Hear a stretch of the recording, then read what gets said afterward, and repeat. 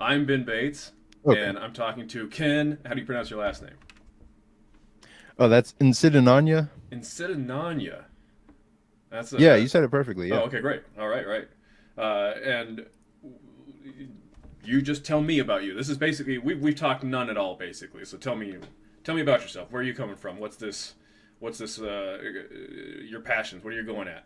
Yeah. So right now I'm making this comic, Air Rider High School Hero, Mm-hmm. and basically it's my vehicle. The story is my vehicle for me to express my aesthetic in terms of storytelling and art, and to actually cut my teeth on the comics medium and try to actually tell a full coherent story for the first time. Okay, that's one of the questions I had. So, I had recently found your YouTube. It just popped up randomly in my homepage on YouTube, and it was basically, Nice. you know what? I can probably bring it up real fast.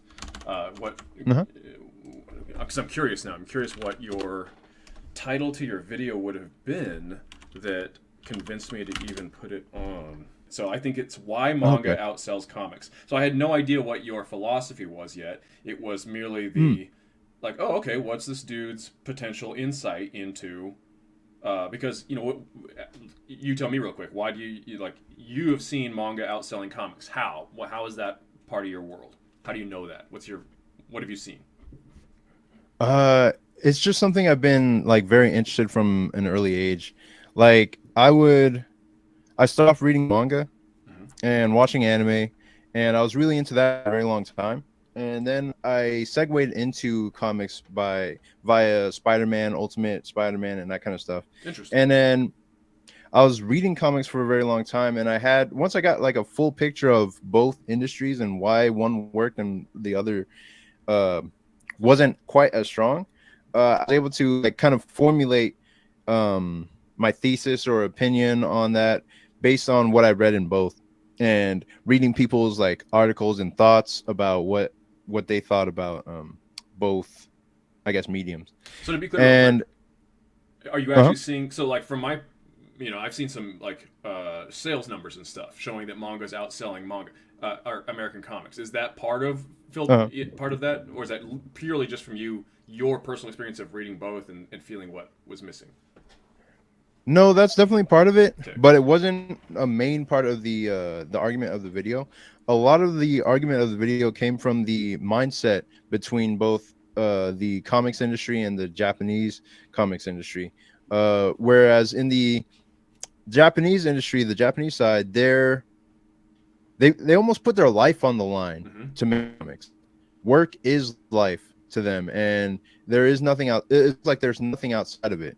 I mean, the creator of Naruto, which is another manga Yeah. in Japan, he got married, but he didn't have a honeymoon for an entire decade until the serialization of his manga was completed. Mm.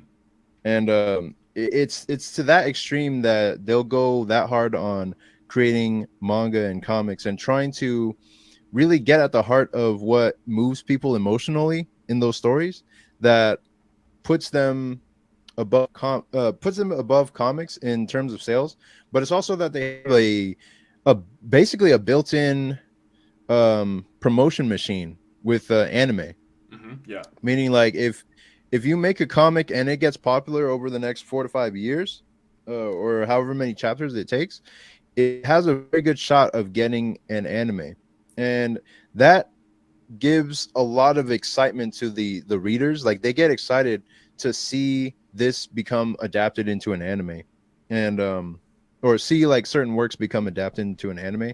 And then it just it creates a whole community around it, that there's people who are into the anime or just into the comics. People who are into the comics feel like, or the manga, they feel like they're better than the anime only watchers Yeah. Yeah. because they know what happens ahead of the story. And it's this whole like interplay because they have such a I guess mechanistic, they have this very machine like industry where if you only focus on making the comics and putting out the best comics you possibly can, and then they'll take it, adapt it into an anime, and then if it really takes off, it can blow up into this huge media franchise that becomes video games, coffee mugs, like t-shirts, all kinds of stuff, hot topic, clothes and all that stuff. It has the potential to really blow up. Whereas in comics, you only blow up if you like really get lucky, or I wouldn't say get lucky specifically, but I mean, like, if you put in the work and it becomes popular over maybe say 10 to 15 years, Yeah. then I can see it, like certain comics will blow up, especially if you catch certain times in the quote unquote zeitgeist, like how The Walking Dead really caught on at a time when zombie comics were huge, or not zombie comics, but Zombies in zombies in general. general. Yes. Hmm. Yeah, they were huge at the time. So The Walking Dead really exploded. Nowadays, superhero comics or superhero based like media is kind of winding down, Yeah. but at the same time, you have this sort of evil Superman trope, which is really picking up, and Invincible has caught that wave, so that now the cartoon can come out, Yeah. and Yeah. I would and a argue perfect that time for it to come out. even part of Invincible's success, I think, comes from the winding down of the mainstream superhero, meaning that we've had Mm, the normal, healthy superhero where it's mainly for it's for a safer, all ages audience, and then Invincible, right. so the people who have been growing up and moving into more adulthood are ready for that. Even though there's something like The Boys and stuff beforehand, the point I still think Right. that that's part of why, because Invincible the comic's been going for the same thing. Walking Dead, Invincible comic, they've been going for a long time, and Yeah. then like you said, zombies became popular, and the winding down of the normal superhero now where there's an appetite, I think, and I think Invincible reflects this for the adult superhero. Jumping back into your own Right. personal history, I'm curious. So you're starting with manga. What is your first exposure to manga? What's the first thing that you really remember connecting with? So one of my first memories was seeing Rurouni Kenshin and Yu Yu Hakusho on Toonami, Yeah. when I was like maybe 3 years old. Mm. I didn't even know what I didn't have any conception of what anime was at the time. I just know that I noticed that it looked different from the regular cartoons like uh Ed and Eddie or SpongeBob. Yeah. They just looked different. It had a different flavor and different style. I didn't really get into the manga side of things until Naruto came out on Toonami. And that was like, it was an explosion in my mind. I'd never seen anything like it, and I'd never been able to take in anything that had that exact flavor to it. Mm. It seemed so raw and intense at the time, and it was a large reason behind why I thought I could make a living in comics and wanted to, because it was an animation and it was based off of a comic. Mm-hmm. And so when I was in school one day, and my classmates, they told me like, oh yeah, that Naruto, here, check this out. And they gave me a Shonen Jump comic, a Shonen Jump like magazine, Mm-hmm. back when they were publishing it physically. And I flipped through it and I saw Naruto in black and white, and I was like, what is this? They told me it was called manga, and that's where the show came from.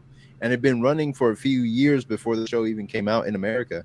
And I was like, so it started off as a comic before it became an anime. And they were like, yeah. And that kind of set me on that path to making comics, making you know trying to make a career Yeah. in this industry. So how old were you at the time? Do you remember what grade?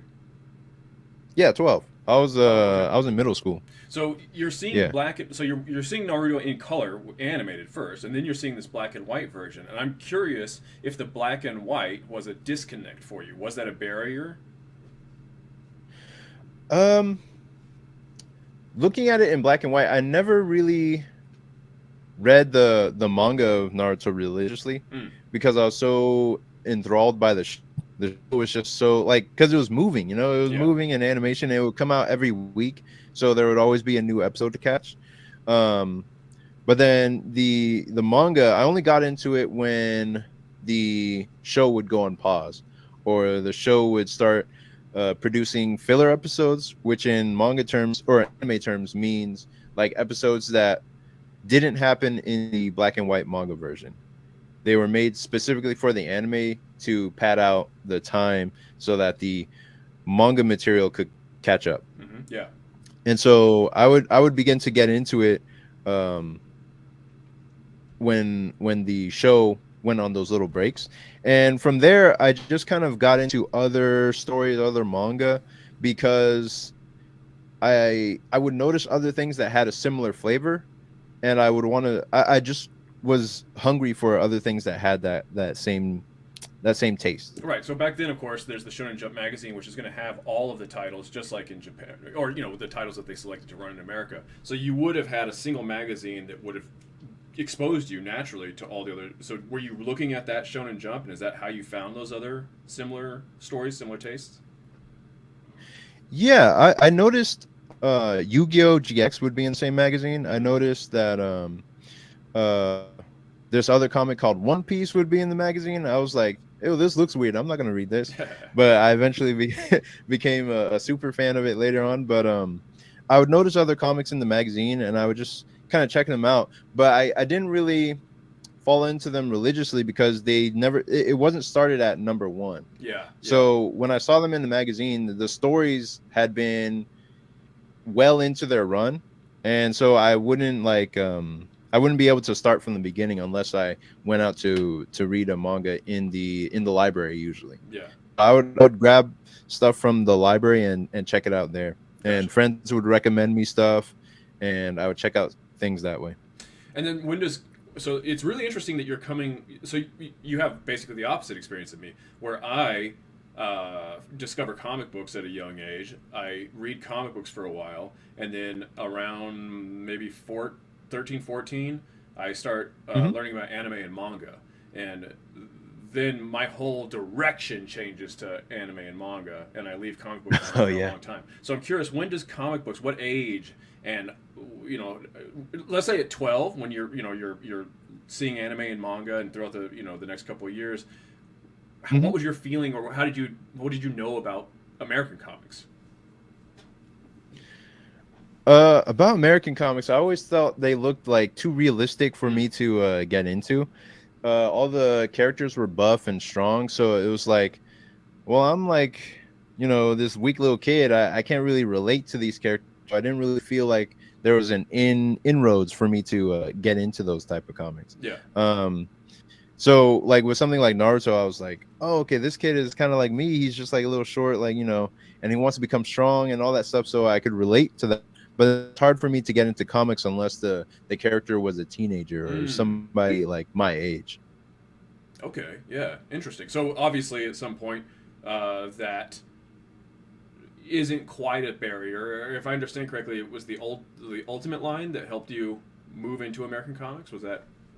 Yeah, yeah, exactly. Like, in fact, it was like the death of Spider-Man in the Ultimate Comics. Like, it was literally written on the cover, and I was like, Spider-Man dies? Well, what the hell does that mean? And so then I picked up the book to read it, and I read through it, and I was just like, dang, well, what happens next? And that's when Miles Morales like transitioned into the Spider-Man role, Mm. and I started reading his comics from there. I liked Brian Michael Bendis's writing style. Mm. Not a lot of people will say like, "Oh, it's too wordy" and all that stuff, but it was tamped down back then. It was like Ah. it was still very interesting for me to get into, and I read.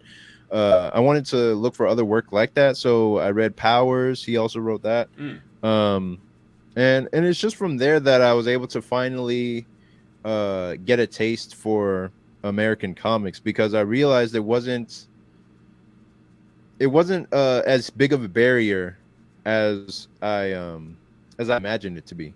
So for me, And I yeah. turned against American comics when I discovered manga and anime, because to me manga and anime was what I was looking for in terms of like types of Mhm. storytelling and types of style, types of energy and stuff. And it only Right.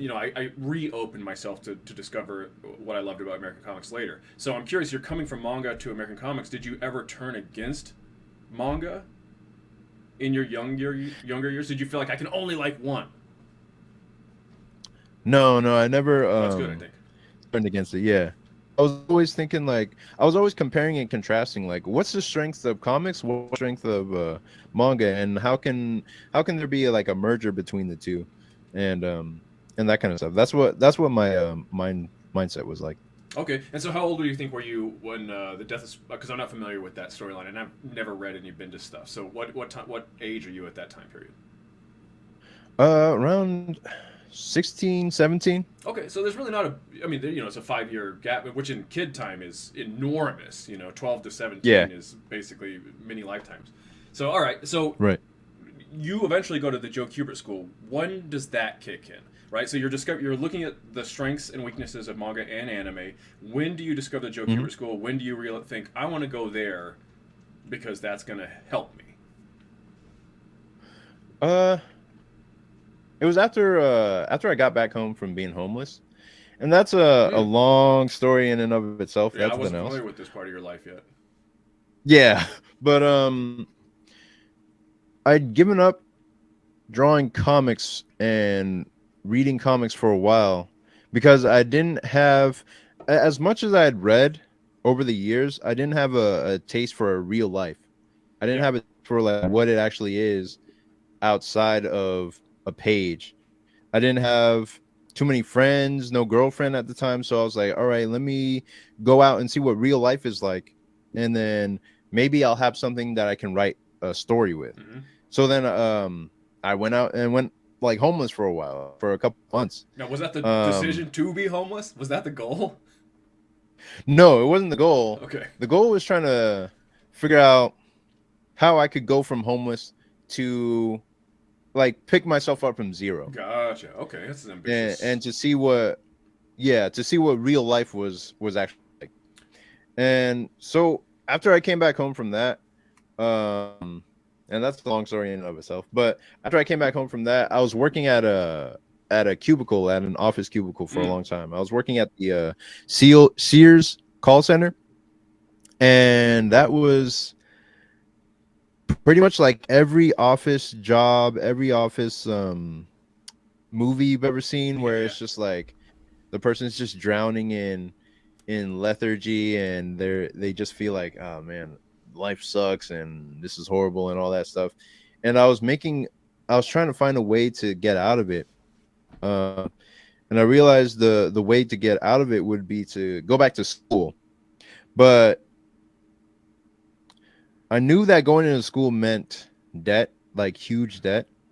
And I felt that if I was going to go into school at all, it had to be 100% common. It couldn't be, oh, I got to do this math prerequisite class. I got to do this science thing. No, it had to be only comics. And for me, that was the Kubert School. So I went there because it was just comics, and it was a rigorous program of only comics. Okay, so if you don't mind, let me see if I understand correctly. So you're growing up, you're reading American and manga, and Mhm. at some point you think towards storytelling that someday you're going to use this experience for storytelling, that you need to go and experience life. Is this it originates with the idea that I need to understand life in order to tell stories better in the future? Mm. Well, the thing was, is like I was looking at different experiences from the manga that I read, Hmm. and a lot of them weren't like Naruto. A lot of them were actually like very deep and well written. I was like, where's this person getting these ideas from? Because it has nothing to do with ninjas, it has nothing to do with like superpowers or pirates or anything. It's just a real life experience. And I found a lot of that touched me more deeply than some of the superhero comics I was reading, or even Naruto. Hmm. Hmm. And so I was like, well, if they're pulling those experiences from somewhere, it's either other stories or real life. And at that point, I hadn't lived enough real life. I had never even been to a friend's house party. So at that point, I'd never lived enough real life to really write something deep or put something deep on the page. Yeah. So I was like, all right, I need to go and see something real out there, and then when I come back, I'll have something to draw from, like an actual adventure, an actual experience to put in the comics. Okay, and so having only recently discovered your YouTube channel, do you have a video where you go in depth onto what your homeless experience, this period of growth, was like for you? Is that something you've gone into publicly? No, not yet. Oh, This is okay. probably the yeah, this is probably the first time I'm actually like well, it's not the first time, but it's like one of the first times I'm saying anything about it. Gotcha. I've said it here and there on a few shows, but I've never gone into depth.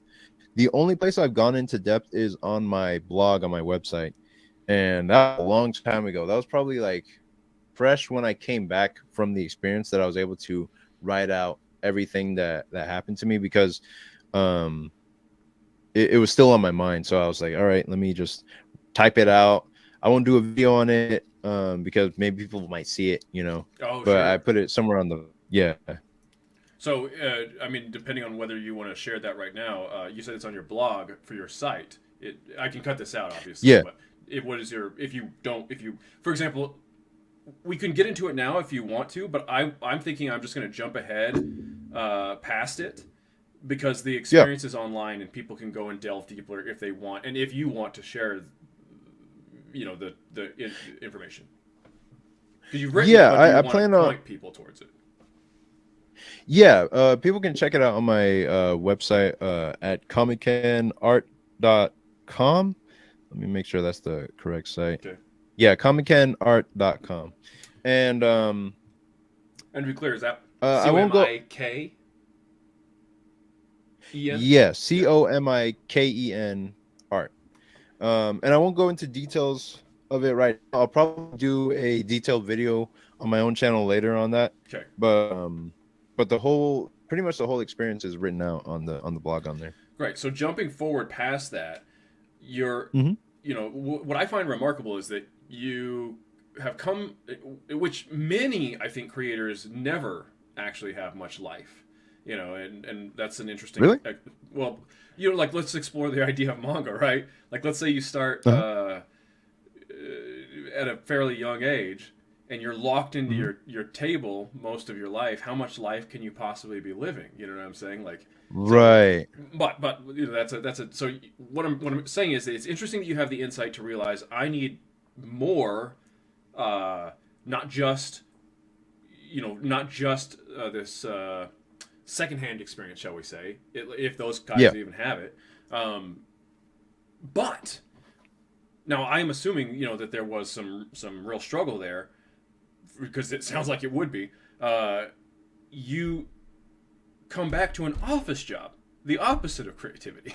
So what I'm saying is, Yeah. you go out. I need these life experiences, and then you come back, and was the idea like, okay, now I need stability. Now I need to get like a foothold on life. Is that what led you in that direction, or was creativity even on the table any longer as a profession, as a way of life? Yeah, so I came back from that and I realized that all of my work ethic just kind of went out the window. Mm, I had to I was so like high up in the sky, like thinking about like, oh, manifesting and the secret and mm, art of like what was it the something, the law of attraction, all that kind of yeah, stuff. I was thinking about all that stuff. So my mind was high up in the sky and I wasn't grounded to reality in life. gotcha. So when I came home from that experience, I had to do little things around the house to I was living with my parents. So I was doing little things around the house to like ground myself back into like here I am and that kind of stuff. I would like figure out how to iron clothes and iron them correctly. I would learn to cook, and I figured out how to cook like pizza in my own like oven at home. Mm, I'd made like chicken and this kind of stuff. Like I just figured out little things to try to build back up some like work ethic. I even had this comic that I started just to get back in the swing of drawing again. yeah. And then by the time I gotten my like back and gotten some kind of level of sense back to my mind, um there was a job opening at Sears, which my sister had, and I was just like, all right, cool, I'll just go there too. And so then both went to Sears, and I stayed there for like a year and a half. She went to college, and then I was just saving up, saving up, saving up, because I was gonna move out of my parents' place, but it instead turned into a dream to go to the Kubert school to take my comic learning to the next level, because I knew there was only so much I could do on my own. Yeah. I had to go somewhere where I could get like feedback and improve. Okay, so in terms of when did you learn that how did you know that Cubit School even existed? Oh, I searched up comic schools Okay. in Google, So and so there was like, go yeah. ahead. Oh, there was just like three options. There was like one in Canada. There was SCAD in Savannah, and there was what was that other one? The one where all the Cal Arts. Oh yeah, yeah, yeah. So Okay. there was only a few comic options, but then the Kubert School was the only one where it was like we do all comics all day. That's the only thing you're gonna be doing. I was like, that's where I need to go. Yeah, so I didn't go to school at all, and that's one of the things I think that's cool about the Oh, really? creative industry.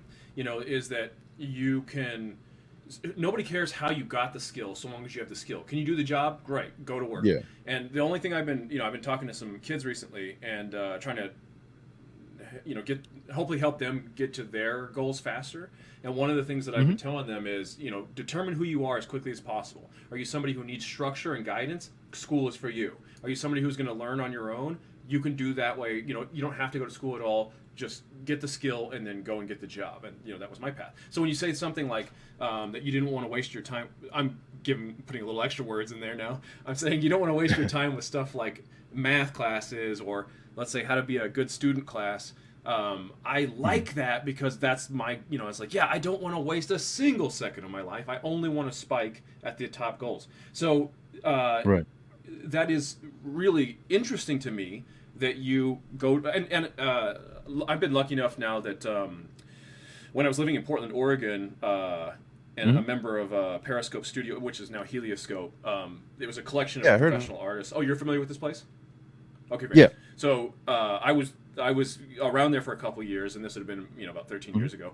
But some of those guys are Kubert School graduates from different generations, right? Like there's a dude named Steve Oh, nice. Lieber who had I don't remember what his years are, but he's going to be probably he's probably going to school there when I was being born, and then up to a dude named Tad Galusha. Was a Mhm. graduate student, from generations later and stuff, So I've been lucky enough to meet a couple of Kubert schools. What was your experience like? Did you like going to the Kubert school? Was it what you were? Did it give you what you thought you needed? Yeah, it gave me. So I didn't get what I wanted or expected, but it gave me what I needed.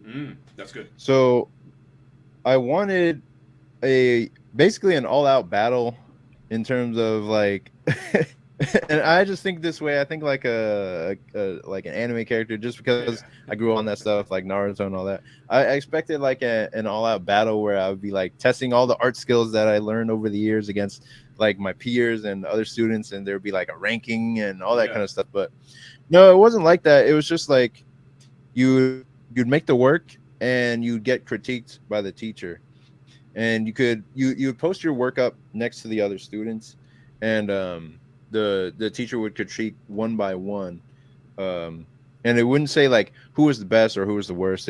Because it's not really like that. Yeah. It's just who it's not really who followed directions, but more like who is understanding the fundamentals of art more. Gotcha.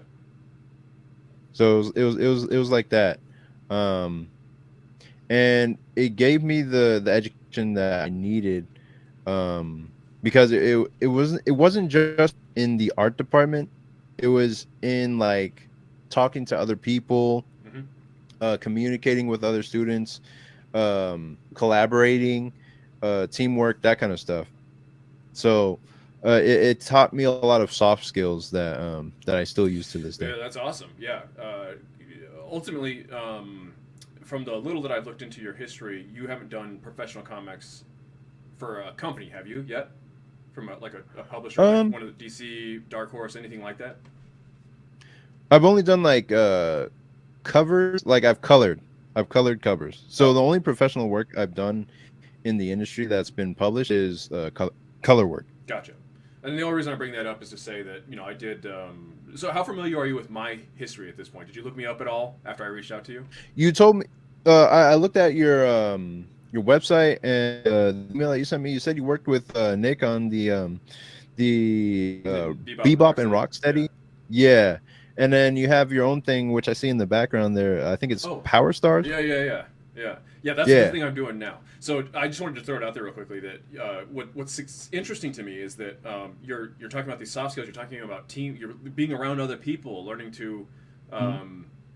let's just say, cooperate with other humans, if not Right. perhaps collaborate. Because like in the American world, um, traditionally especially, the job was extremely segmented, right? One person's writing, one person's penciling, one person's inking, one person's lettering, one person's coloring.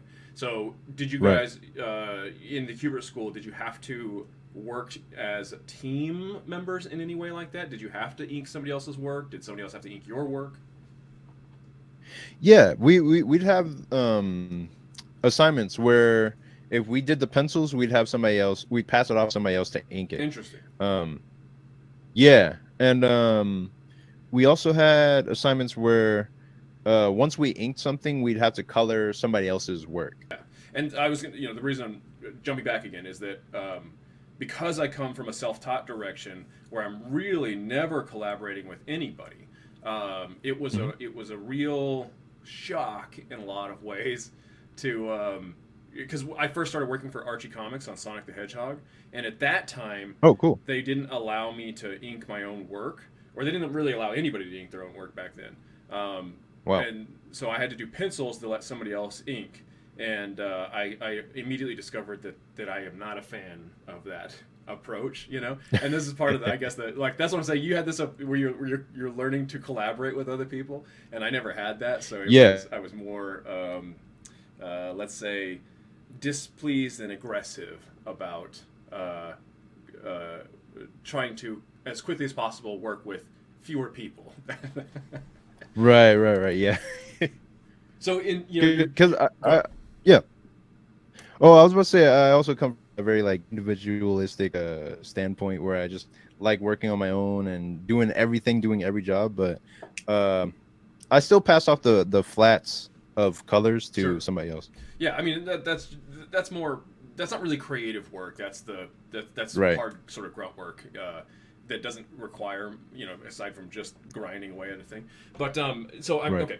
So you are in what I understand to be a pretty traditional American approach. Like, so for I haven't talked to you. Might actually be one of the more recent students that I've ever that attended the Kubert School that I've spoken with. So, like for example, I think the dude who Tad Galusha, who I mentioned earlier, he would have been Hmm. there in the like late aughts, so or somewhere around there, and at that time he said that they had no they didn't have any writing classes or anything. It was all focused on illustration. So by the time you get there, do Oh, they really? have writing, and then more so have they started to include any sort of manga uh,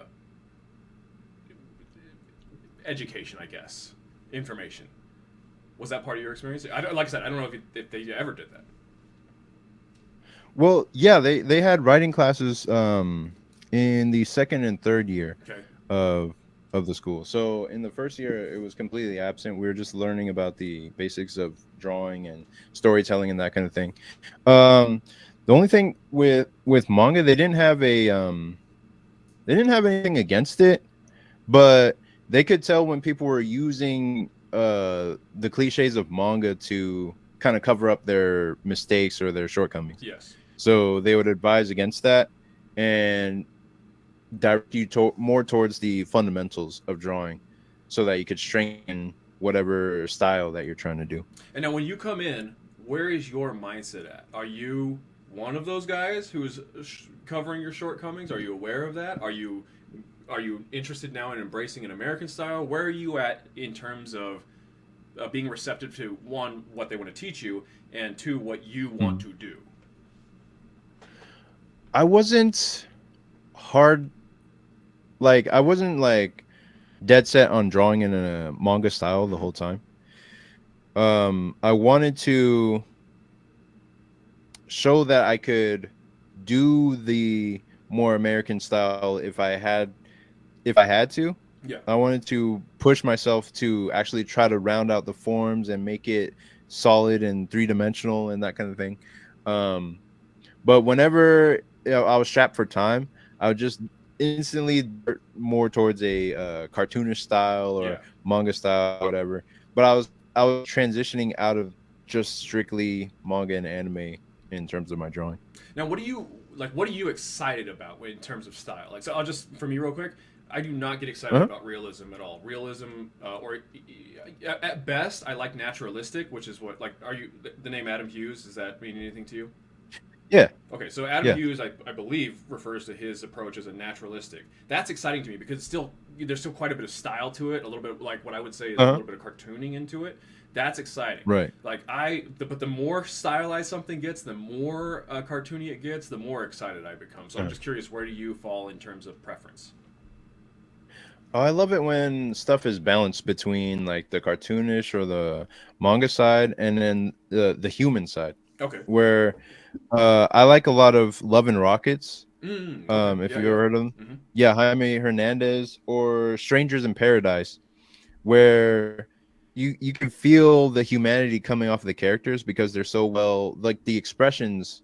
There's a lot of attention paid to the expressions and how the characters are acting and moving on the page to the point where you feel like they're actual people, Yeah. not cartoons or manga. They just they feel like they're actual humans or like Bruce style. Like it just you can feel like there's humanity from them. Sorry, cut out for a second. Say that name again. Oh, I said Bruce Tim Okay, style. that's what I figured you meant. Yeah. Yeah, All right. So yeah. in you graduate school, and where? Uh-huh. How long ago was that? When did you graduate? 2021. Okay, so we're what just a few years out of it now. So when you Yep. in school, what is the goal? What do you want to do with your life? Where is the direction now? Hmm. Or rather, I should say, And when you get out of school, what are you thinking? You're thinking, all right, now I'm going to. quit. I hate this stuff. I'm gonna stop doing this stuff because it's just too much drudgery, and I Mm, was like burnt out. I was burnt out by the end of it. I was just like, all right, interesting. well, Interesting. So you're not fired up to go yeah, into get a penciling job or a comic job or anything. You're saying I'm gonna stop. Interesting. yeah, yeah. At the time, I was like, I don't know. I had like a weird like mental thing that happened at the time, so I was Mm. just like, you know what? I'm just gonna stop. I'm gonna take a step back, and if I want to draw, I'll post on DeviantArt where nobody can really, like see it, and just be content with just posting art and not really trying to make a living at it. I'll just work some warehouse job and be fine. And that only lasted about that only lasted so long. It only lasted like maybe a year or two, and then at the beginning of 2022 is when I basically ran out of money, and I was just like, oh man, I gotta do something. I gotta you know figure out a way to make money because I was living on my own at the time. I just started living out on my own, and I was like, I want to make a way to make money that doesn't require me to go to a job, and that led me to the thinking like I need to, I guess, build a business. But I didn't want to go into like tech or anything that I wasn't interested in. So it naturally led me to just do what I was good at to begin with, and that's comics. Like I've tried to escape the comics dream a couple of times, but it always somehow life always forces me back to it, and that's why I'm where Yeah, I'm at that's now. super interesting. All right, so 2022, you realizing, all right, I gotta do something, and ultimately, comics is the decision you make. So, where, what step one? What is you decided comics? That's what I'm gonna do. So, Hmm. there are multiple options there. I'm a graduate from the Kubert School. I can do Right. what they've essentially trained me to do, which is to go and work in the industry of comic books. Marvel, Yeah. DC, Image, whatever, Dark Horse, whatever it may be. Was that part of Mhm. on the table in your mind at all at this point? No, the only thing on my mind was like, I got to make money right now. So what I'm gonna do is I'm gonna put my PDF of my first comic online, and then I'll tell people about it on social media, and then that'll make me like $1,000, and I'll be able to live off of that for the month. And nothing happened, man. Okay, It so where was is this comic though? You got this your first comic. So do you need to draw it at this point, or it's already drawn? it's already drawn, and I did it back in school when I Okay. was still going. And when we got like COVID stimulus checks, I was able to print it out, and I took the check for like $500, $600. I forget how much it was, but I used that to print out the first issue of my book.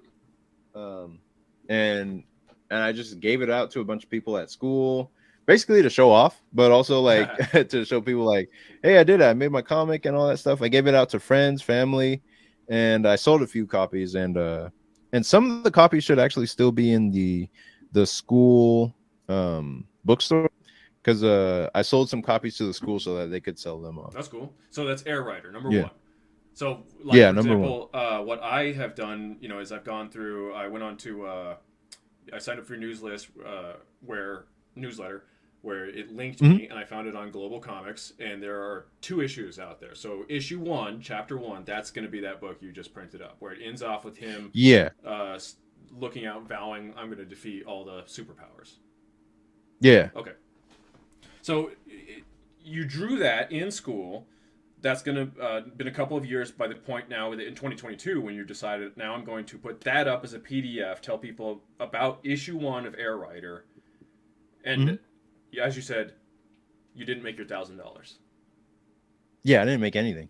I was actually I was thinking, like, I had a huge misconception about Kickstarter and how you make money on that. Mm, I was thinking like, oh, you just post up something and then instantly money will just come in. And I was thinking I would make like a zine, because I was thinking like, you know what, I should make a zine. I'll draw a whole bunch of cool drawings, and then I'll compile them in a little book, and then I'll post it on Kickstarter, and then people will just give me money.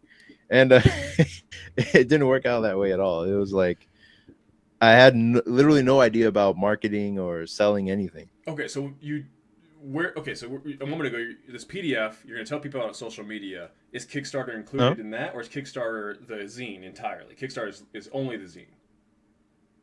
Kickstarter is only the zine. Okay, so Kickstarter is the So second the experiment.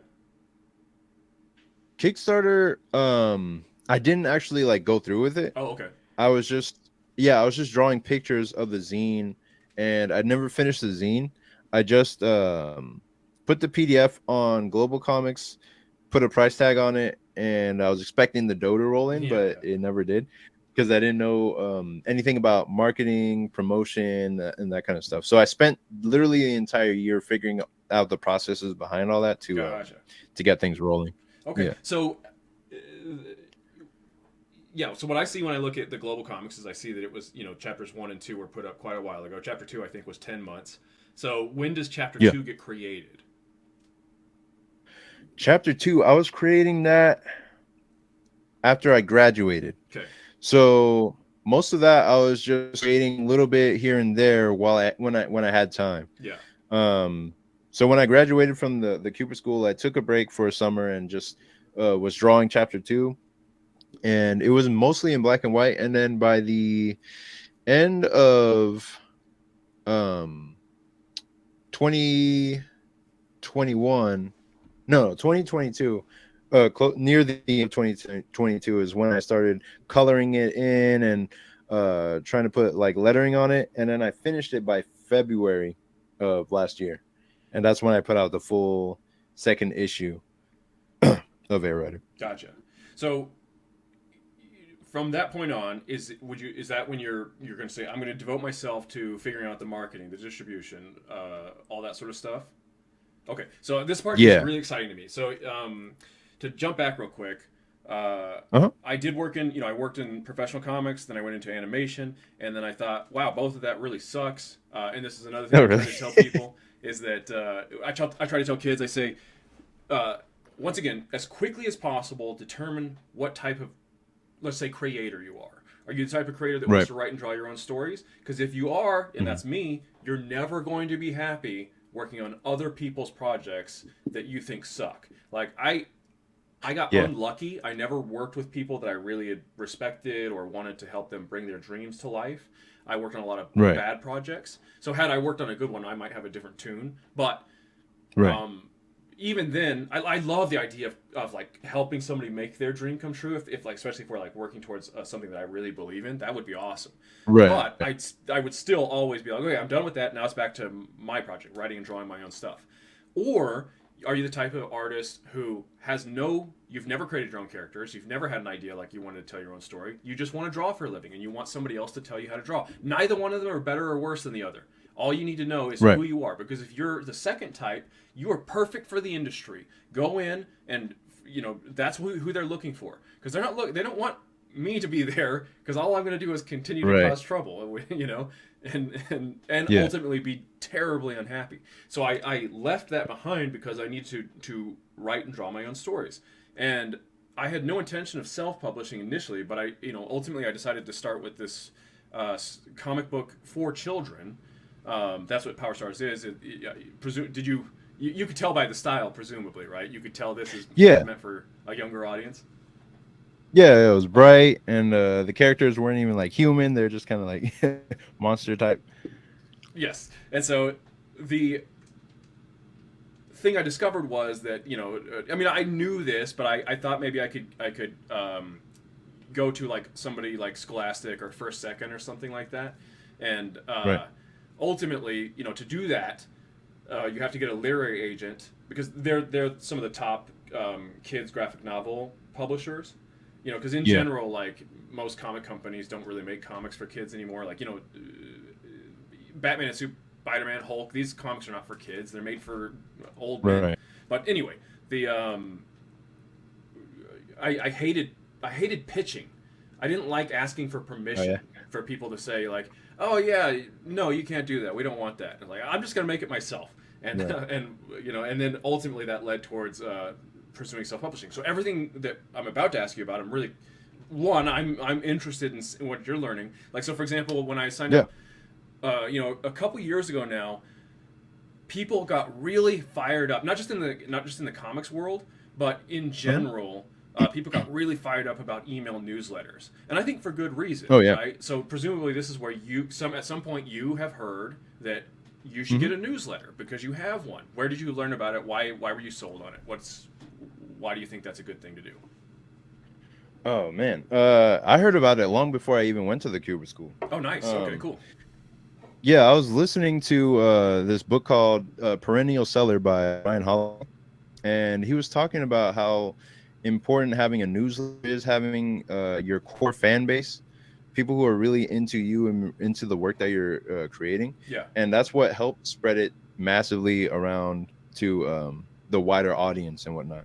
Is if you have that core fan base that's in your email newsletter, and book after book after book, read about marketing and like creating an audience and all that stuff, and every single one would say like get people on an email list, get traffic that you own, because social media, your YouTube channel, all this stuff could be destroyed or like hacked, or like it can be, you know they can take away that stuff, they can ban you off of it, Right. but they can't take away the emails that you have and the people that you actually reach out to.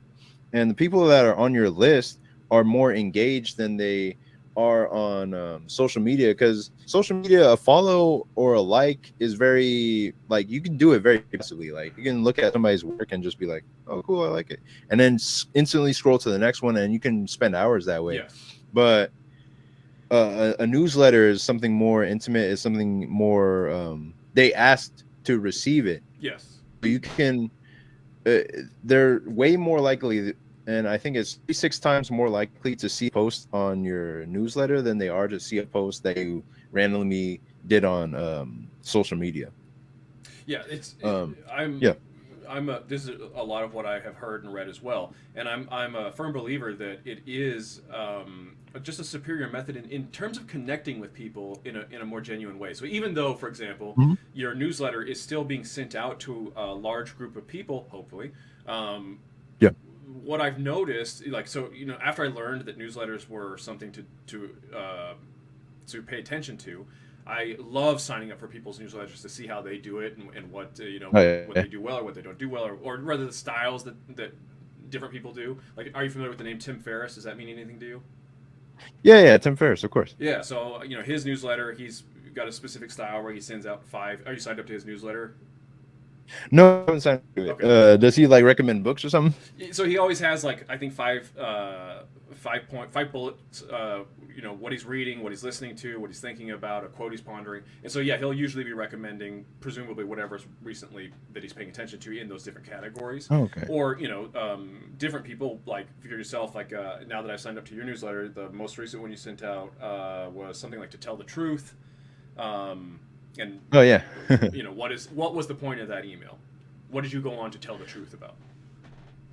I was telling about how I was broke at the beginning of last year, Mm-hmm. and I'm broke still now. So so that's what I was telling the truth about. That that since I'm like I'm broke in both situations, but the only thing that's changed is my mindset.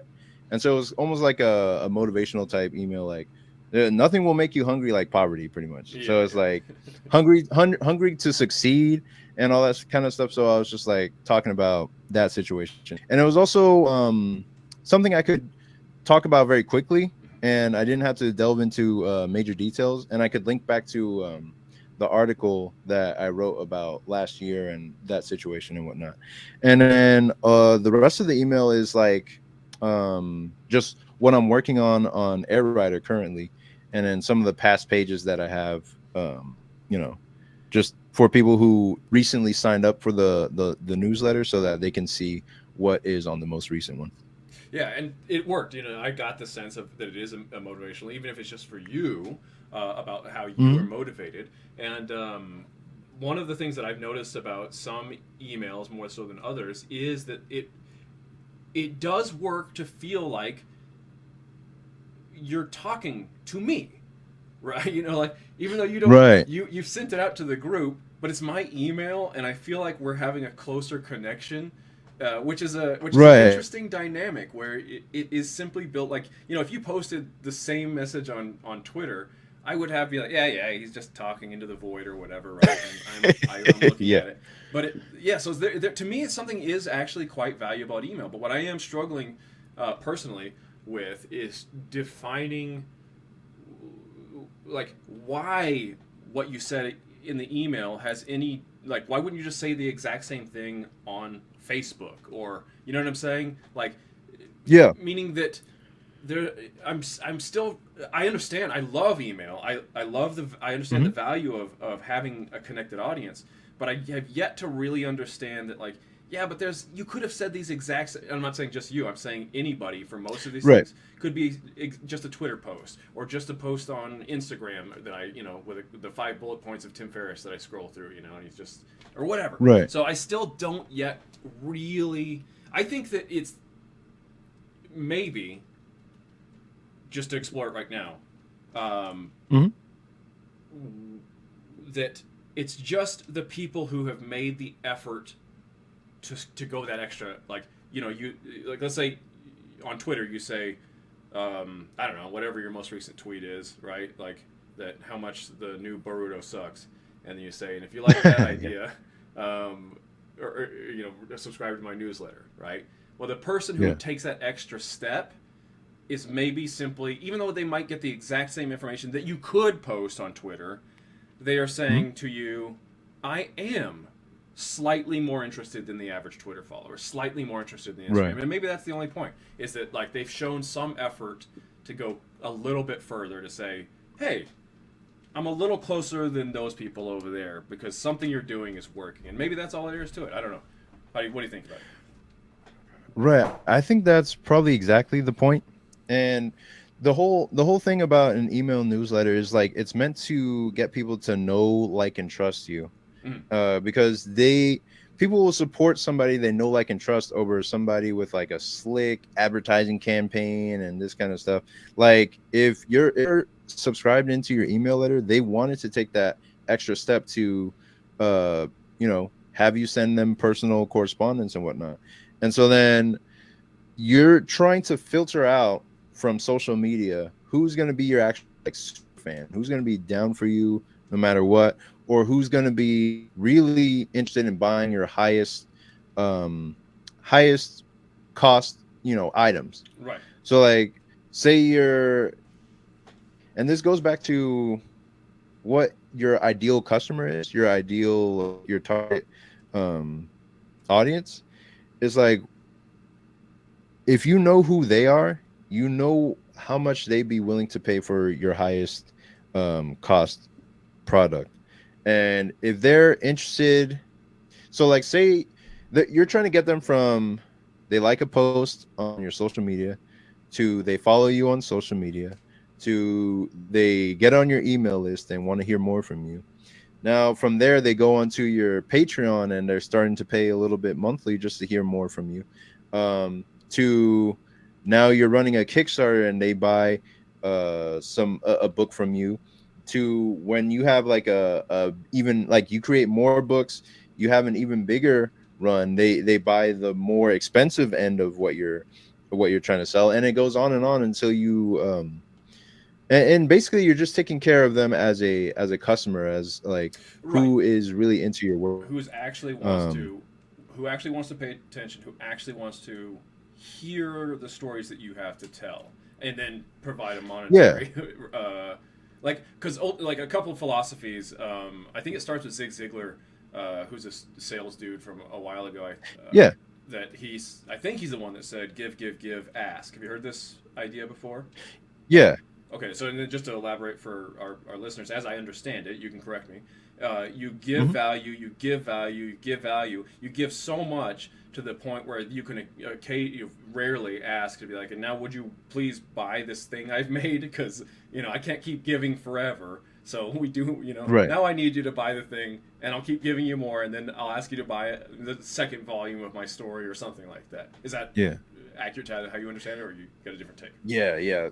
That's the exact uh what would you call it, philosophy behind it. Yeah. And this other guy named Gary Vaynerchuk, he has the Mm. same kind of mindset. He calls it jab, jab, jab, right hook. Ah, yeah, yeah, yeah. um Yeah, where you just give, give, give, and then when you ask hard, like you ask with no reservation, because you've been giving for so long for with expecting nothing in return. Yeah. And so that's what most of my emails are, is just like just giving, like, here's another page, check it out. And then when I run my Kickstarter in March, that's when I'll start sending out more promotional type emails, like, hey, it's running, it's going, doing like promotional videos on YouTube and whatnot. Yeah. Because most of my posts on social media is just either telling people about my comic, or reposting stuff that I like that my audience would be interested in, Yeah. and just giving in that way. And then every once in a while, I'll make the ask for like, hey, sign up for my email list if you want to see more, or that kind of stuff. Yeah. So in terms of more right now, so as I understand it, Uh-huh. I've read chapters 1 and 2 plus the 8-page bonus that is on Hmm. Global Comics. But you are what? You're remastering, you're redoing Air Rider, like so. Those are not. You're doing a second pass on the story. Is that correct? Like, are you doing No, are you doing Air no. Rider 3, or you're what are you doing? Yeah, I'm doing Air Rider 3, and Okay. that's what I'll post like preview pages in the emails. And the only thing I'm doing with this Kickstarter is combining the two issues together, and some of the bonus stuff that's in the if you sign up to the email list, and putting them two together, and then just making a compilation, like compiled book out of Gotcha. out of all that. Gotcha. Yeah. So will 3 be included in that compilation, or that's just going to be 1 and 2 put together? 1 and 2 put together, Okay. plus the there's a 6 page like bonus comic that I did with a friend. That's in the email, but it's not in any book form yet. Gotcha. So that'll be in the book as well. So at this point, you're doing volume three. How many pages Mhm. are you? How many pages are you in? How many pages is it going to be? How many pages have you got finished? Let me see. This is the page I have right now. Oh, cool, nice. And yeah, this one's not done yet, but it's like I think it's page 15. And the whole issue 3 is supposed to be like it ballooned to like 37 Oh, okay, pages. yeah, yeah. So I had to split it in two. And right now I'm just working on it as I have time because I'm preparing for the Kickstarter. I just went back to my full-time job, so I'm just doing that, trying to balance that with the YouTube channel and the social media um, presence, pretty much. So let's put a pause on that part right there because that'll be easy to come back Yeah. to. What I'm curious about is why you seemingly have never considered going into getting a full time job drawing for a comic company. Why is that not? You got a full time job, right? Doing something that is not drawing comics, as I'm guessing, Uh-huh. right? Whatever Oh full yeah, time job yeah, you yeah, got yeah. right now. Yeah, So I'm a dishwasher. Yeah. okay, so you're full time dishwasher. What in the? Uh-huh. Why has it? Why not apply for a penciling job? Why not send a submission into, any of these industry? 'Cause I hate drawing for other people. Okay, and you knew So it's that. like we. When Oh, did you I've known know that that? for Okay. a long time. Because when I realized that the manga artists in Japan were doing pretty much everything themselves, I was like, okay, so I need to get good at writing and drawing so that I can uh match up to what they're putting out. And yeah, it was like I need to I can't I hate drawing for other people. And I'd rather be drawing my own dumb story than drawing somebody else's dumb story that I don't believe in or don't believe in. This is fantastic, fantastic. So let me throw this out there real quick. So I grew up. I'm currently in my hometown, which is Slayton, Texas. It's up in the Panhandle. You're down in San Marcos, which is Yeah, more towards Austin, I think, right? Somewhere around the Austin yeah, area. closer to Austin. Okay, Yeah. so you're in the southern part of Texas. I'm pretty much way up here in Hmm. the North Panhandle. And this is a when I was born, this was a 4,000 person town. So how big is San Marcos? Oh wow, San Marcos, maybe I don't even know. It's like 10,000. It's like Okay, so it's a pretty little small village still. town. And so Yeah. how close to Austin? Like how do you feel like you are within easy visiting distance to a large city like that? Not easy visiting, but it's like 45 minutes, which is in Texas time is like, Yeah, down nothing. the street kind of. Yeah, yeah. Okay, Yeah. so my point is where I grew up in Slayton, and then my family moved up to Casper, Wyoming, which is a Hmm. 50,000 person town, but still in the middle of nowhere. And in my, when I was growing up, because I'm a little older than you, I'm 40. How old are you now? Oh, I'm 27. Okay, so Yeah.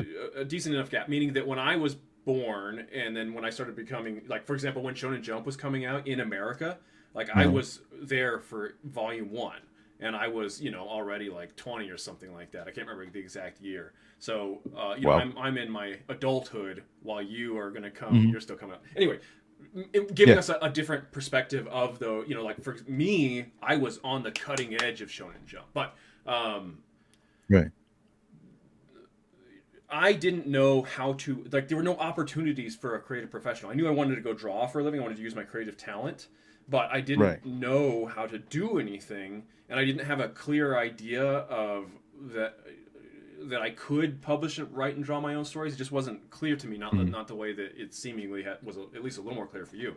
So Right. from age I graduated when I was 17, and so from 17 to 26, I just failed at life for so Oh long. man. And at 26, I finally met Steve Lieber, went into Periscope Studio, ultimately met Tad Galusha, who pointed me, he was a Kubert School graduate, so he knew some of the Archie dudes like Fernando Ruiz. Did you meet Fernando? Oh yeah, yeah, yeah. He was my teacher. Yeah. Okay, cool. So I've never met Fernando in person, but Tad heard me talking about Sonic and he was like, "Oh, are you trying to submit to them?" And I was like, "Yeah." He's like, "Oh, I know Fernando Ruiz, and I'll reach out to him." And thankfully, he did. And Fernando then said, "Yeah, let me go and show him his." So he walked my submission over to the Archie editor, and there, lo and behold, Nice. I got a job. Thank God. So, Wow. but here's what I'm saying. So Mhm. here's what I would do if I could. If I could open up a portal in time and go back to my 26-year-old self, that 26-year-old self, before he went into Periscope Studio, and even while I was still, because I had about a year there of like before I became a professional. So I went into Periscope for a year, and then I started working as a professional comic artist. I never meant to be an artist. I meant to be a writer, drawer of my own stories. So if I could go Right. back in time, I would tell that 26-year-old, it's not going to be worth it. You're going to get a pedigree. You're going to make a lot of money in the animation industry, not in the comic industry. Let me be quite clear about that. Right. Uh, you're gonna meet lots of really cool people, like things that like for example, I got to draw Ninja Turtles, and I got to Kevin Eastman is one of the creators of the Ninja Turtles, and he was kind of overseeing a little bit of the project, but he sent me an email saying, "Oh, great work." Now I knew that he sent that to every artist who worked on the Ninja Turtles, but I was the one who Nice. received the email. I was in the spotlight for that particular time. This is I grew up. Ninja Turtles was enormous to me when I was a kid, and so Right. to have one of the creators say I was doing a good job, like, oh, here's another because I was drawing Sonic the Hedgehog, they would send over Mhm. the comics to Sega of Japan. And I got my Oh wow. editor wrote to me and said, "Hey, one of the creators of Sonic the Hedgehog complimented your work, said it was good."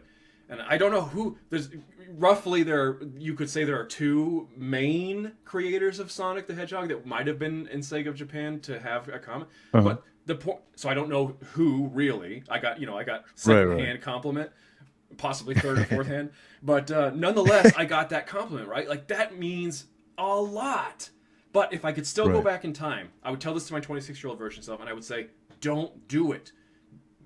Go get a part-time job. This would be my advice, and I want to test this out on you because you're living the version that I want to go back in time to change my life. Oh really? So I would go back in time and I would say, get yourself a part-time job. I know you've been trying to do it for 10 years, but this path isn't going to work out. So what you're going to do is you're going to get yourself a part-time job that's going to give you enough time and energy to write and draw and publish your own stories, because that's the Right. only thing that's going to potentially make you happy. Or so to me, happiness isn't. I'm just trying not to be miserable. That's what I'm trying to do. And I Right. think that writing and drawing my own stories is going to give me the best opportunity to not be miserable. So Yeah. what I want to test on you here, because you don't, you're naturally going down the pathway, and you're 27, so you're only 1 year off from where I want to travel back in time to. So Oh you've yeah. got this full-time job. How is that? Because here's what my 26-year-old self would say. He'd be like, "Fuck you, Uh-huh. old man. Like you're a loser. You got it wrong. I'm going to do it right." And one of the things he would say is, "I can't work those soul crushing jobs and draw my comic." And here's my counter to him. I would say, that comic job is also a soul crushing job, but that's going to take your creative energy. That after you get done drawing that page for the day, you don't want to draw your story afterwards. You need to find a job that will save your creative energy and not Yeah. want you to kill yourself. And so I'm curious, Right. you've landed on, at least currently, working at, I assume, a restaurant. So Yeah. how is that translating for you to, after working, do you have the spirit, the energy, the drive to do air rider when you get off work? Yeah, that's a great question, and yeah, that's literally what I have. And I'll tell you, like, it was Nick that told me to get a job just like pushing carts or something easy, something that doesn't take too much mental strain or physical energy, where you can just when you're done with it, you can come back and work. Because I knew I couldn't do it if I got like a penciling job or an animation job or anything that required like creativity to work. Mm-hmm. I couldn't come back home and then spread that creativity on my own stuff, because I would always be thinking about the job. Mm-hmm. So I got myself an easy ass job as a dishwasher, and basically that was like the only job that would hire me at times. I was just like, all right, well, fuck it. And it's so easy to work because I can just walk to and from the job. Like, I don't have to go through traffic. I don't have to Oh, it's close enough to your drive. house. That's awesome. Yeah, so I can walk to and from the job, and then because it's at a school, it's off during the summer season and the winter season. So I have that all that time, like during those time periods, Mm-hmm. to just focus On your on own thing. drawing or yeah, on just like whatever I'm doing business wise in the comics. The only thing is, the only drawback of it is that it doesn't make enough money to cover my expenses for the year. I I was come out curious. Yeah. like yeah, I come out like $1,000 short after I did all the math, but it just pushes me even harder to make the comic side of things work. So I'll take up like coloring gigs and stuff like that. That's the only thing that I can like force myself to prefer to do is coloring gigs, because it doesn't really take like writing creativity Right. or layout creativity. It's like okay, I can color, but So that's gonna anything be else is difficult. the coloring jobs. Those are going to be during the off time, the off periods to supplement your income. Is that understand it? No, I said anything besides coloring jobs is going to be Well, difficult to do. I don't like doing commissions or covers or anything. what I mean is, so you got your full time dishwasher job until the Uh-huh. season runs out, right? And then Yeah. and so in those periods, how if I understand it correctly, you're $1,000 below the goal in order to survive those times. So In order to survive the entire year, but I've only had the job for a year so far. But last year I was saved by having a coloring gig that paid me throughout the 3 months that I was out of that job. cool. Yeah, yeah. That's what I was curious Yeah. about. Okay, so Yeah.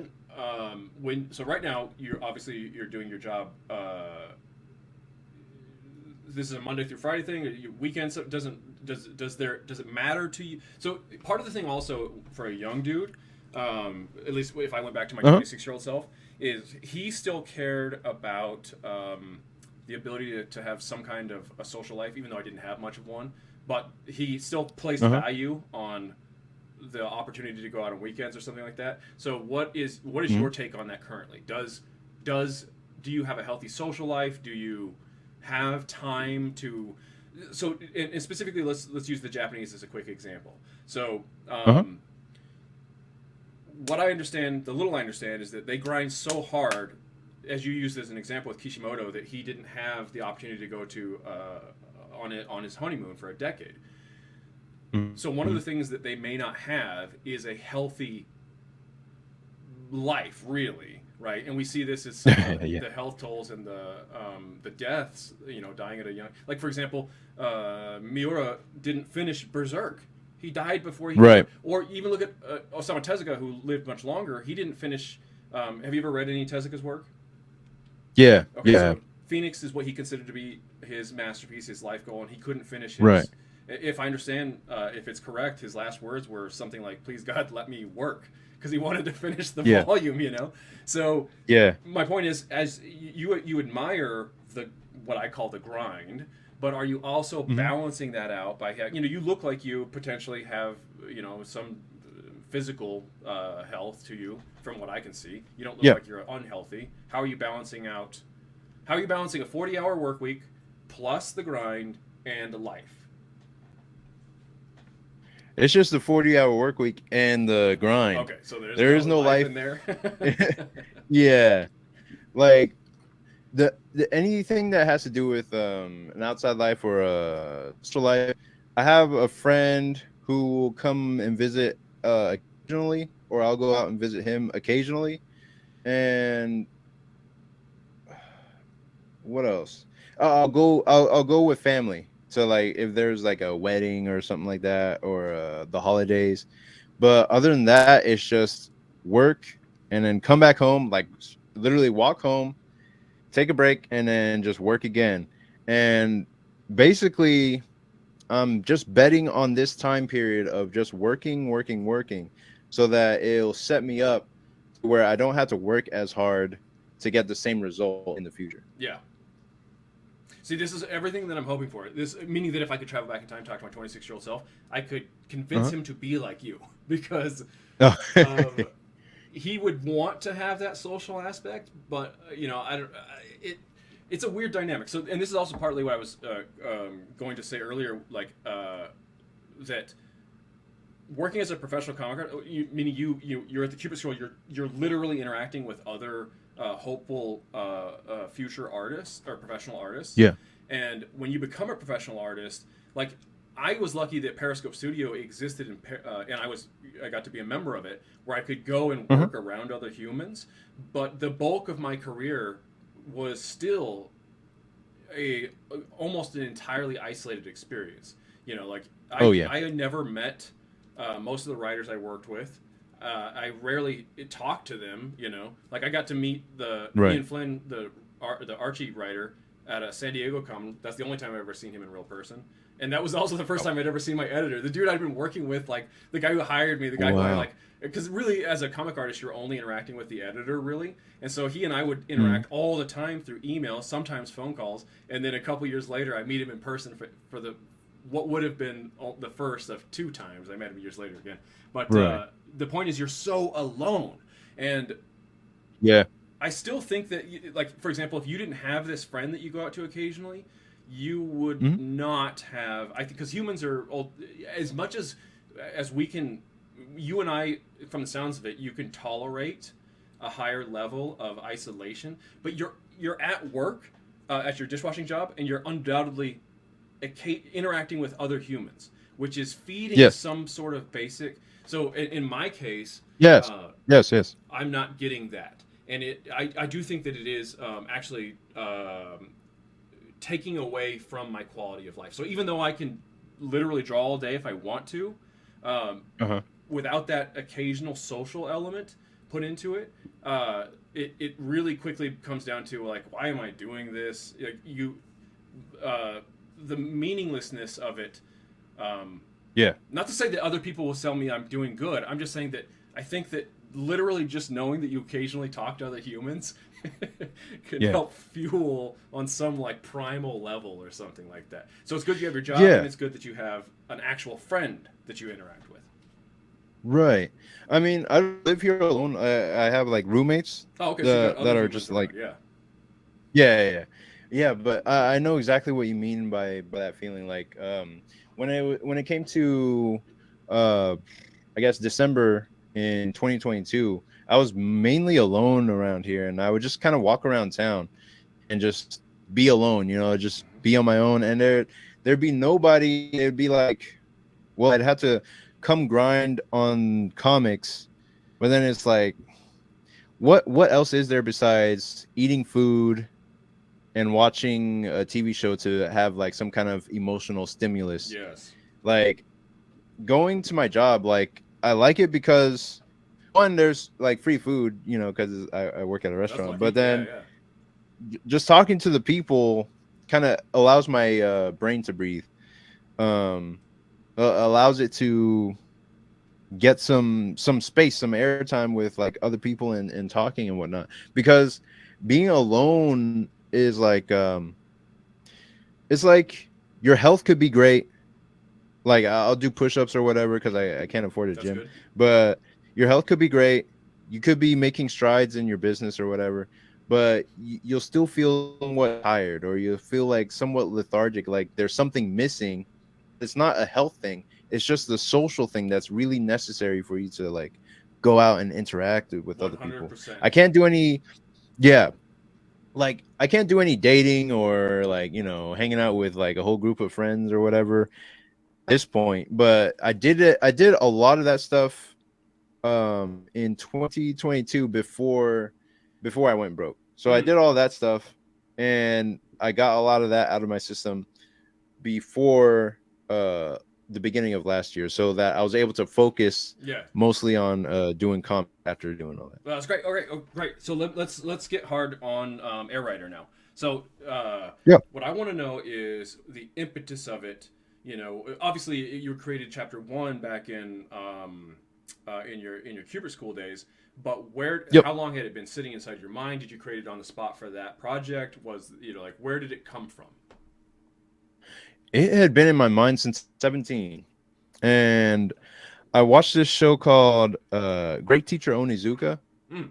and it was about this delinquent student who turned into a teacher at the age of 22, and he had to deal with a whole bunch of really bad students in his class, and basically one by one he made them come to his side and become good students and all that.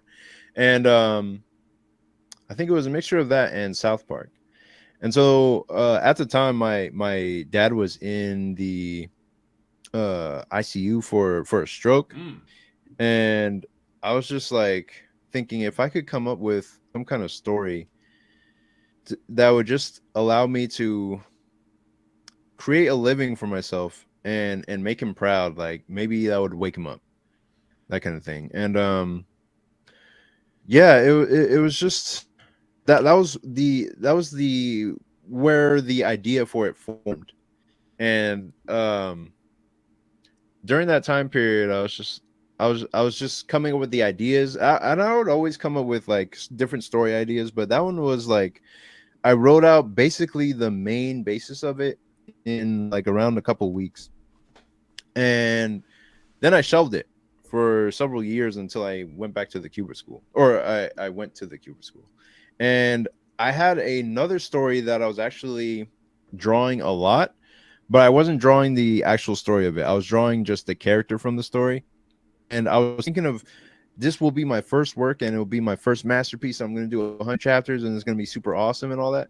But I was like, no, I'm not ready for that. It's not That's it's good not that you time yet. knew that. Yeah, that's Yeah, impressive. so To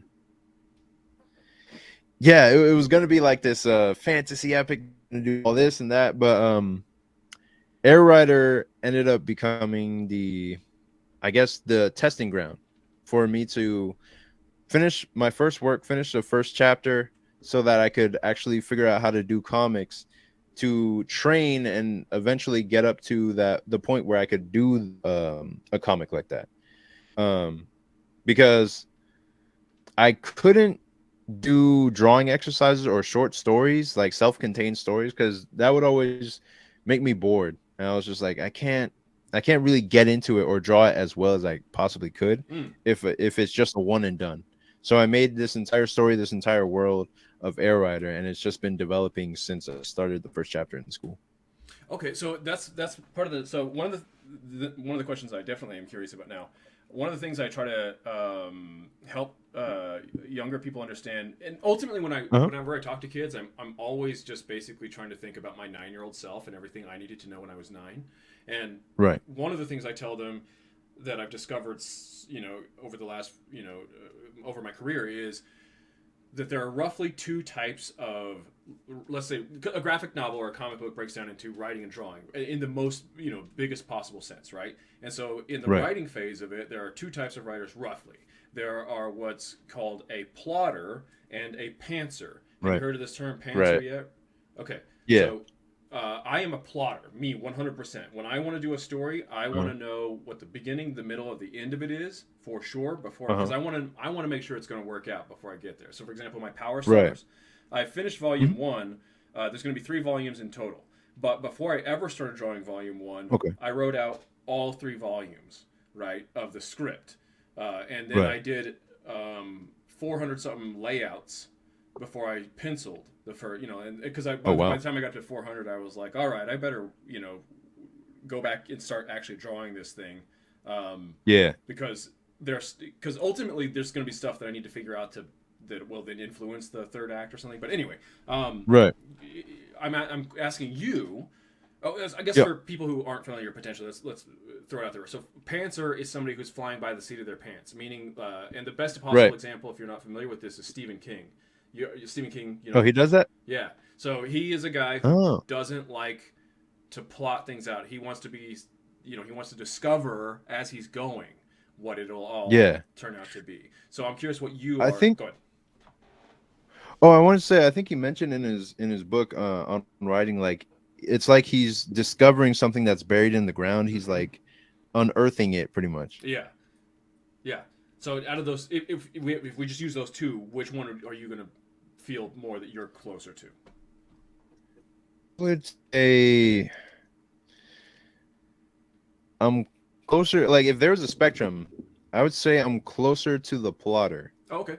But like, so this is what I do. I'll plot out the theme and I'll plot out the events, and in terms and one like I already know what's gonna happen at the end of Air Rider in a Okay. general Cool. sense, Yeah.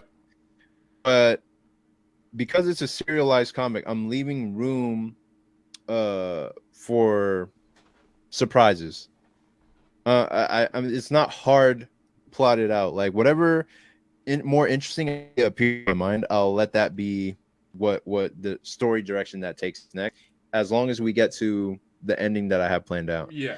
And so, writing chapter 3 now and plotting out the next 3 or 4 chapters, I'm thinking about what material has already come first in the story. Like I'm looking what I already wrote and how can I make that thematically connect to what I have coming next. Because once I write it down in a full book, like most 99% of that is sealed in stone. Yeah. So it's like, and I didn't feel that effect until I actually did the first book. I was like, a lot of it was just potential. This could potentially happen. And then when I did the first book, I was like, boom, this is it. This is what happens. And now I can't like overturn it. I had to make it continue off of this off of this basis. This is like the first brick. Yeah. So Yeah. so I'll plot things out in a general sense and leave room for interesting things to happen in between. So one of the recent, possibly, well, yeah, one of the recent videos on your other. So you have your own YouTube channel, Comic Ken, but then you did this Yep. other podcast channel with your buddy Nico. Yes, Nico. Yeah. And I only watched one of those because I was like, Uh-huh. oh, this looks like the title that I hope, and I hope they say the right thing, which is roughly the idea that a lot of amateurs, when they start out, they think, oh, I'm gonna do my 700-page epic, and I was so glad that you guys were steering people away from that mistake because it is a mistake. Most people who are Right. like, I've never drawn a comic page, but I'm certainly going to do 700 just with my very first attempt. So Yep. in regards to Air Yep. Rider, you know that you shouldn't be aiming for a 700-page epic. You have an idea of what the ending Yeah. is, but what is your intention? Do you have an intention of how many issues, chapters Air Rider is going to be? Right. It's still one of those things where I have to like tamp it down. Like I have to consciously make the effort to shorten it. It came out to 48 in my mind, Mm. but I I watched this another writer, I think his name is Robert McKee. He Hmm. said like always plan for things to take double the time and double the length of what you originally intended. So I'm thinking, oh, it'll just be 48 chapters and then it's done. But it might end up being more than that if I find something more to explore in it. Or if it takes off like financially, I could definitely find spots in the story to explore more and deeper into.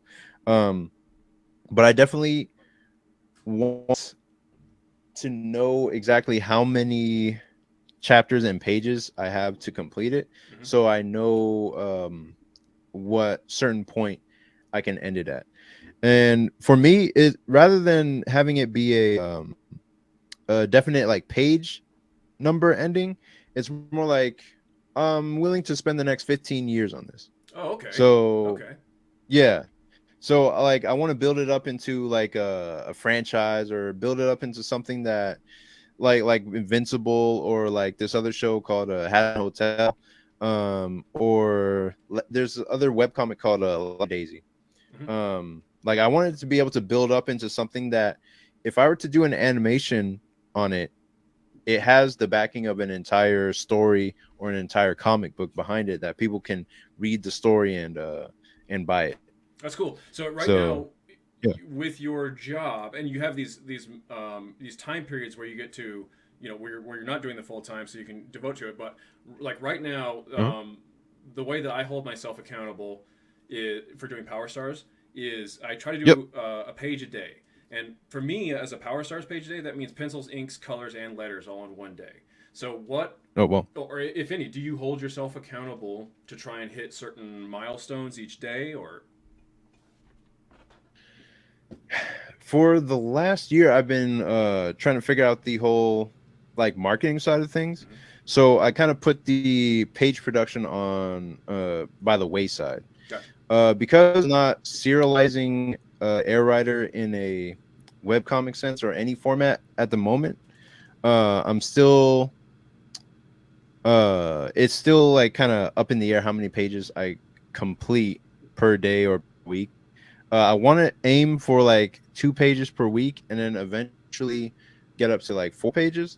But right now, the whole goal is to set up everything in the business and the marketing so that I can devote all my focus to page production. Yeah. So eventually, I'll get to the point where I can draw and focus on drawing the page, and then the content marketing and all that stuff won't be at the forefront. But for now, I have to build up towards making this Kickstarter work, and then I can put more focus into full on page production, even if I have a full time job or anything else. Let's say that in a second, I insult you and everything goes horribly wrong. We'll just say thanks a ton for doing this so far and giving me as much time as you have and as much sharing as much of your experience as you have so far. Yeah, man.